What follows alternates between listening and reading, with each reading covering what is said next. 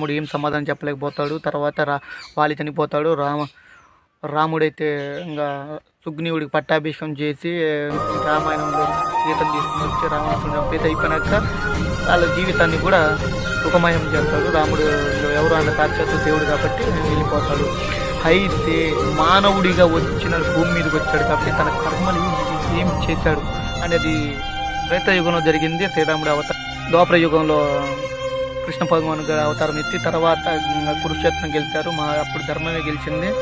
తర్వాత ఈలోపు ఈయనుండ గాంధారి వచ్చే శాపం పెట్టింది. శాపం వల్ల ద్వారకా నగరం మునిగిపోయింది. ఆ తర్వాత కృష్ణ భగవాన్ ఒక చెట్టు మీద కూర్చొని ఉన్నప్పుడు ఇదంతా జరిగేది. ఆ సంఘటన అప్పుడు ద్వారకా నగరం మునిగిపోయే ముందు కూర్చునేటప్పుడు ఒక బోయవాడు వచ్చేసి బాణంతో కొట్టడం అతనికి పెట్టేలా కనబడిందంట తన బొటన్ వేలికి కృష్ణ పరమాత్మకి. అప్పుడు కొట్టడంతో ఉంటే కృష్ణ పరమాత్మ అక్కడే మరణిస్తాడు. ఎందుకంటే ఇలా ఎందుకు కొట్టాడంటే ఆ బోయవాడికి